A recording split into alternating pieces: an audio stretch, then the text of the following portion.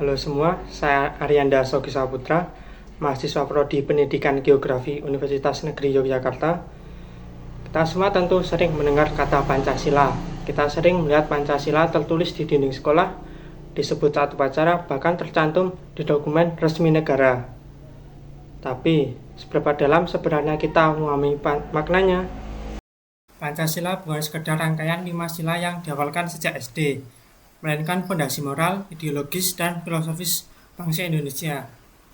Ia lahir dari proses panjang sejarah perjuangan para pendiri bangsa yang berupaya mencari jati diri Indonesia.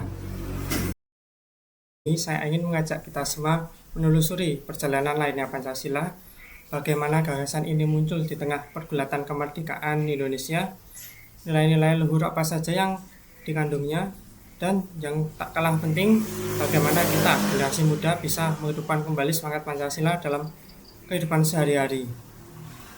Terutama di era modern seperti sekarang, di mana tantangan moral, sosial, dan dunia digital semakin kompleks. Nilai Pancasila menjadi kompas yang menuntun arah kita agar tidak kehilangan jati diri sebagai bangsa Indonesia. Pancasila sebagai dasar negara Indonesia tidak lahir dalam sekejap. Ia lahir dari proses panjang, penuh pemikiran, perdebatan, dan semangat persatuan di tengah keberagaman bangsa. Segalanya bermula ketika Jepang yang saat itu menduduki Indonesia menjanjikan kemerdekaan. Sebagai langkah awal, mereka membentuk Badan Penyelidik Usaha-usaha Persiapan Kemerdekaan Indonesia yang bisa disebut dengan BPUPKI pada tanggal 29 April 1945. Tugas badan ini adalah mempersiapkan dasar negara untuk Indonesia merdeka.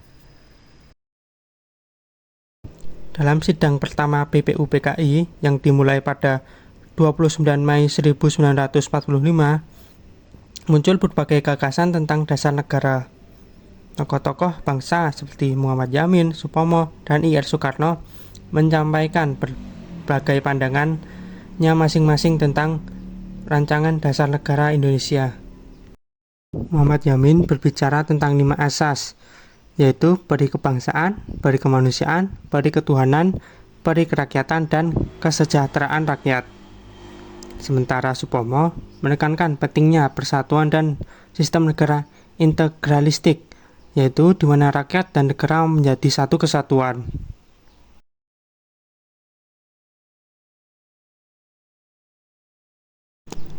Puncaknya terjadi pada 1 Juni 1945, ketika I.R. Soekarno menyampaikan pidato bersejarahnya. Dalam pidato itu, ia mengusulkan 5 dasar negara yang diberi nama Pancasila. Kelima sila itu adalah kebangsaan Indonesia, internasionalisme atau peri kemanusiaan, mufakat atau demokrasi, kesejahteraan sosial, dan ketuhanan yang berkebudayaan. Setelah itu, dibentuklah Panitia 9 yang bertugas menyusun rumusan awal dasar negara berdasarkan hasil sidang BPUPKI. Dari kerja keras panitia inilah lahir Piagam Jakarta pada 22 Juni 1945. Namun demi menjaga persatuan seluruh rakyat Indonesia, terutama dari berbagai daerah dan agama, rumusan dalam Piagam Jakarta kemudian disempurnakan hingga menjadi rumusan final Pancasila yang kita kenal sekarang. Akhirnya, pada 18 Agustus 1945, sehari setelah proklamasi kemerdekaan, Pancasila secara resmi disahkan sebagai dasar negara dalam pembukaan Undang-Undang Dasar 1945.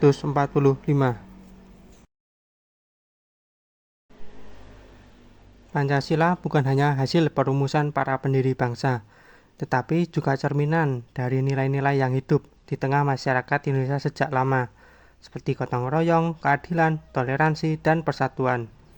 Ia lahir dari semangat kebangsaan yang ingin menyatukan seluruh perbedaan dalam satu rumah besar bernama Indonesia. Sekarang muncul sebuah pertanyaan penting yang sering kali terlewat dalam keseharian kita, yaitu bagaimana sebenarnya cara kita menerapkan nilai-nilai Pancasila dalam kehidupan sehari-hari. Berikut ini adalah contoh penerapan Pancasila di kehidupan sehari-hari. Sila pertama, yaitu ketuhanan yang Maha Esa. Kita terapkan dengan menghormati perbedaan keyakinan dan hidup rukun antar umat beragama. Sila kedua, yaitu kemanusiaan yang adil dan beradab.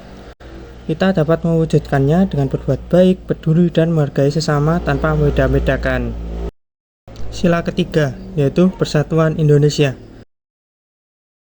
Artinya menjaga persaudaraan, menghargai keberagaman, dan menempatkan kepentingan bersama di atas kepentingan pribadi. Keempat, yaitu kerakyatan yang dipimpin oleh hikmat, kebijaksanaan dalam permusyawaratan perwakilan.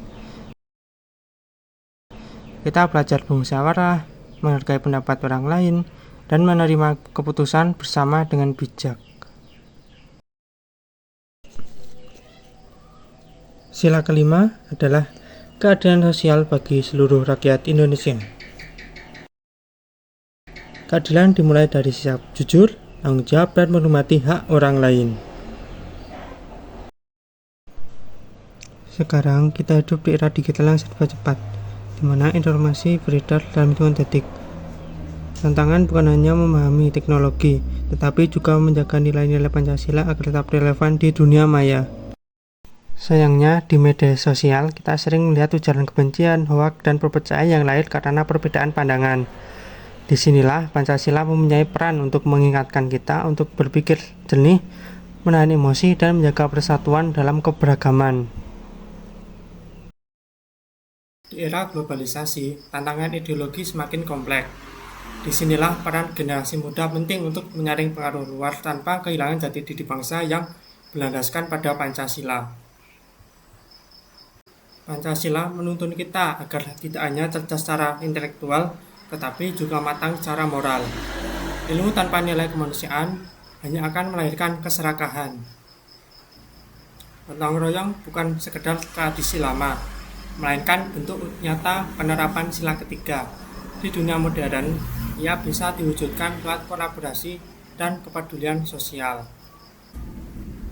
Menghormati perbedaan bukan berarti menyerah pada perpecahan, tetapi memahami bahwa keberagaman adalah kekuatan yang memperkaya bangsa. Nilai Pancasila tidak berhenti di ruang kelas atau upacara, tapi harus tercermin dalam keputusan kecil sehari-hari, mulai dari cara kita berbicara, bekerja, hingga memperlakukan sesama. Selama generasi muda terus menanamkan nilai Pancasila dalam pikirannya, Indonesia tidak hanya akan bertahan, tetapi tumbuh menjadi bangsa yang bermartabat dan berdaya di mata dunia. Nilai-nilai Pancasila adalah fondasi karakter bangsa. Tanpa itu, kemajuan hanya akan menjadi ilusi tanpa arah. Selama kita terus belajar, berpikir kritis, dan berbuat baik, maka Pancasila tidak hanya akan diingat, tetapi akan hidup dalam setiap langkah bangsa Indonesia.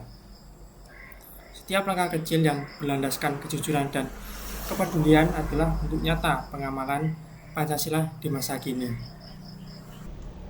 Kita sebagai generasi muda punya tanggung jawab besar. Kita harus menjadi warga digital yang bijak, seperti berpikir kritis sebelum membagikan sesuatu, sopan dalam berkomentar, dan selalu menghargai perbedaan. Dunia digital pun bisa menjadi ruang penerapan nilai-nilai Pancasila. Menerapkan Pancasila bukan sekedar hafalan 5 sila atau rutinitas upacara bendera. Ia adalah soal sikap, perilaku, dan cara berpikir kita dalam kehidupan sehari-hari, seperti di kampus, rumah, bahkan di dunia maya.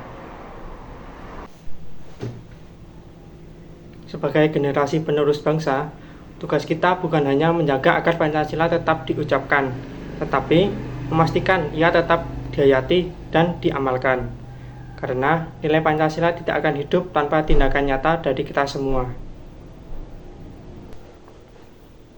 Bangsa besar dibangun bukan oleh kekayaan alam semata, melainkan oleh moral yang kuat seperti kejujuran, kepedulian, dan rasa keadilan. Itulah kekuatan sejati yang membuat Indonesia tetap berdiri kokoh di tengah berbagai tantangan. Pancasila adalah jantung bangsa Indonesia. Ia berdenyut dalam setiap tindakan kita dan di setiap keputusan yang kita ambil. Mari kita jaga dan wujudkan nilai-nilainya dalam setiap langkah ke depan berbangsa dan bernegara. Karena selama Pancasila hidup di hati rakyatnya, Indonesia akan tetap utuh dan berdaulat. Itu saja yang bisa saya jelaskan. Sekian dari saya dan sampai jumpa.